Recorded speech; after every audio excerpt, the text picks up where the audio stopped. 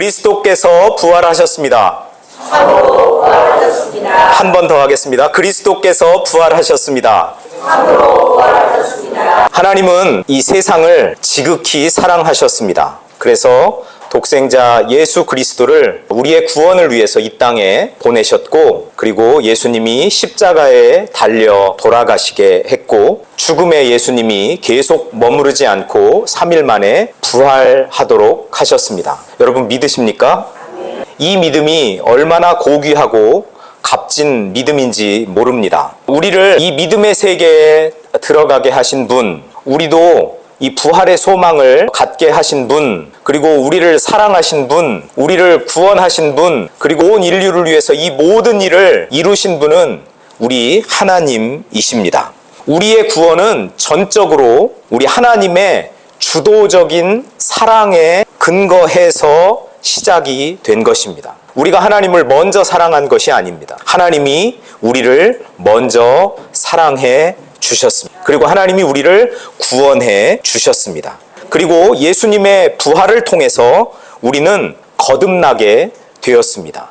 거듭나다, 다시 산다, 그런 표현이잖아요. 그런데 부활하셨으면 예수님이 거듭나신 거죠. 예수님이 다시 사는 건데, 이 예수님의 다시 삶이 우리의 거듭남하고 딱 연결이 되어 있다는 것을 오늘 말씀을 통해서 우리가 확인하게 되는 겁니다. 예수 그리스도의 부활을 통해서 놀라운 일이 일어났는데 저와 여러분이 거듭났다라는 겁니다. 저와 여러분이 새로운 생명을 부여받았다라고 성경은 이야기합니다. 그런데 조건이 있습니다.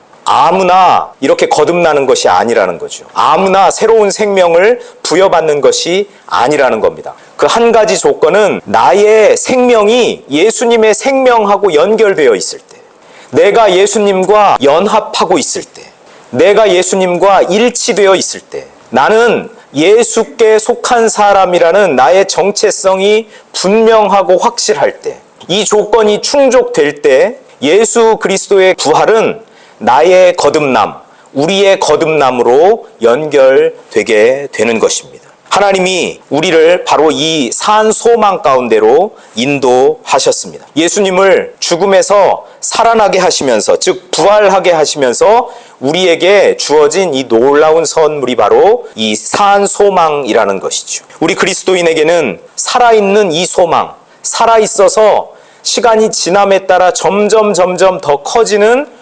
구원이라는 이 산 소망이 비로소 생기게 되었다라는 사실입니다. 이 산 소망, 이것은 베드로전서의 그 핵심 주제이기도 합니다. 뭔가 불확실하거나 막연하게 희망적으로 가지고 있는 그런 생각이 산 소망이 아닙니다. 이 산 소망이라는 것은 사실과 약속에 기초하고 있는 것입니다. 사실과 약속에 기초하고 있기 때문에 미래에 반드시 우리에게 축복으로 주어질 것이다. 그런 확신, 그것이 바로 우리 그리스도인에게 있는 산 소망이라는 것이죠.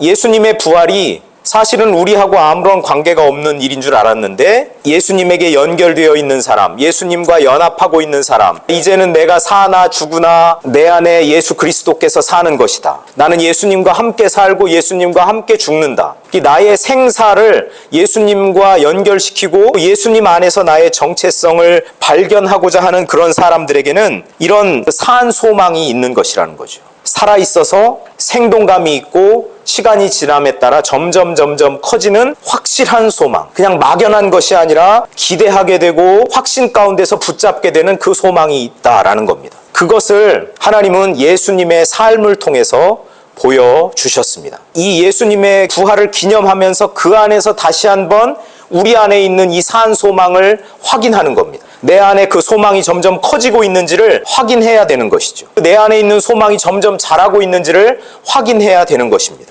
하나님이 예수님을 부활시키신 것, 다시 살리신 것이 상당한 의미가 있다라는 거죠. 그러니까 예수와 생사가 연결되어 있는 사람들은 나도 장차 예수님처럼 되겠구나 라는 생각을 갖는 것이 마땅하다는 겁니다. 여러분, 예수님은 부활하셨습니다. 예수님은 몸으로 부활하셨습니다. 예수님이 부활하시고 제자들에게 나타나신 그런 모습을 보면 이 몸이 어떤 공간과 시간에 제약이 없는 몸으로, 그러나 분명한 몸으로 손과 그리고 발목에 옆구리에 십자가에 달렸을 때 그 흔적을 가진 그 몸으로 예수님이 부활하셨단 말이에요. 그러면 예수님과 연합되어 있는 사람들은 당연히 나도 마지막 때에 주님이 다시 오시면 부활의 몸으로 예수님처럼 저런 모습 부활하겠구나 라는 확신을 갖게 된다라는 거죠. 여러분, 그래서 부활에 대한 우리의 산 소망은, 우리가 구원받는다는 이 산 소망은 그냥 막연한 것이 아닙니다. 막연한 기대가 아닙니다. 나도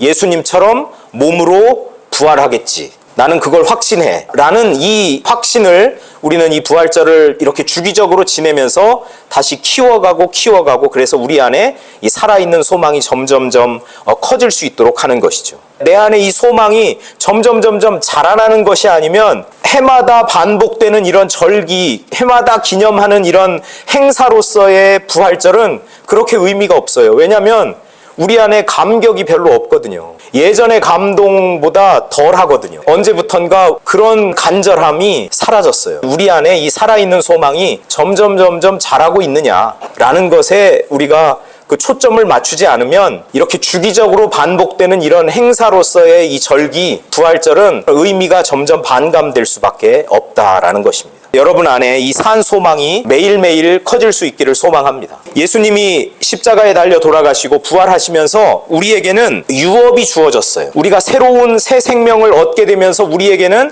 하나님 나라라는 구원이라는 유업이 주어졌어요. 이 유업은 이스라엘 백성이 가나안 땅을 유업으로 받은 그거와는 비교가 되지 않는 유업이라는 것이죠. 우리는 예수님이 십자가에 달려 돌아가셨다가 부활하시면서 예수님과 함께 하나님 나라를 상속하는 공동의 상속자가 되었습니다. 하나님이 예수 그리스도의 부활을 통해서 우리를 산 소망 가운데로 인도하는 분명한 이유가 있는 거예요. 우리에게 무언가를 물려주시기 위해서. 하나님 나라라는 이 유업을 우리에게 선물로 안겨주시기 위해서 하나님이 그렇게 하셨다라는 것입니다. 하나님은 이 유업을 하늘에 간직하고 계십니다. 마지막 때에 예수 믿고 구원받은 사람들은 누구나 다 이 유업을 누리게 될 것입니다. 이 땅에서는 우리가 그 유업을 온전히 다 누리지 못합니다. 이 땅에서 하나님 나라를 우리가 맛보며 살지만 부분적으로 맛보면 삽니다. 그러나 마지막 때 주님이 오시면 우리는 온전하게 그 유업을 누리며 살아갈 수 있습니다. 썩지 않는 유업, 더럽혀지지 않는 유업, 쇠하지 않는 유업. 이 땅의 것을 우리가 물려받으면 그것은 썩고 그것은 죄로 인해서 더러워지고 그것은 쇠하지요. 그러나 이 하나님 나라의 유업, 하나님이 우리를 위해서 고이 보관하고 계시는, 저장하고 계시는 이 유업은 썩지 않고 죄로 인해서 더럽혀지지 않고 그리고 쇠하지 않는 유업이다라는 사실입니다. 예수 그리스도의 부활을 통해서 거듭난 저와 여러분에게 주어지는 유업입니다. 우리가 이 유업을 또 기대하면서 우리의 삶을 기쁨 가운데서, 즐거움 가운데서 살아갈 수 있기를 축복합니다. 또 하나, 예수 그리스도의 그 부활이 우리에게 확실하게 보여주는 것이 있습니다. 그것은 뭐냐면 하나님이 능력으로 하나님의 사람들을 보호하신다라는 사실입니다. 하나님은 예수님을 외면하지 않으셨습니다. 엘리 엘리 라마 사박다니, 나의 하나님 어찌하여 나를 버리시나이까. 예수님은 십자가에 달려 돌아가실 때 마치 하나님이 독생자인 예수님을 버리는 그런 경험을 했다라는 것이요.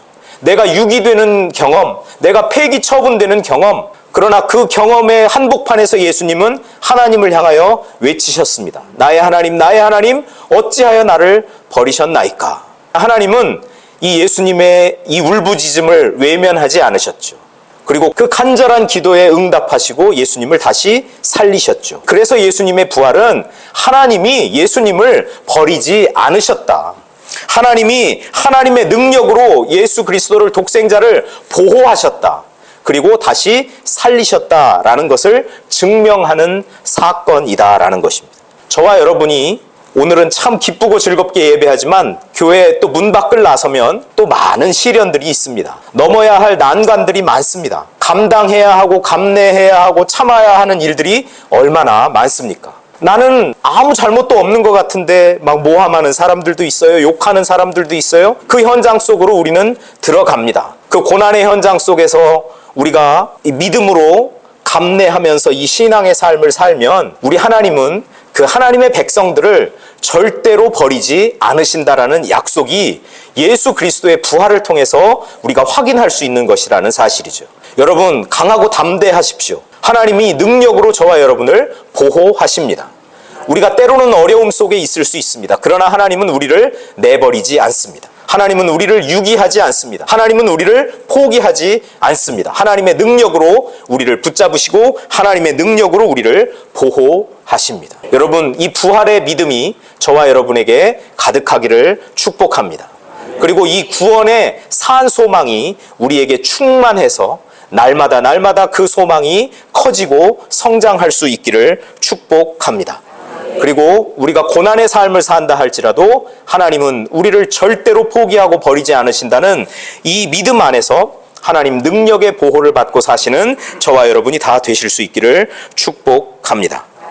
우리 그리스도께서 부활하셨습니다. 참으로 부활하셨습니다.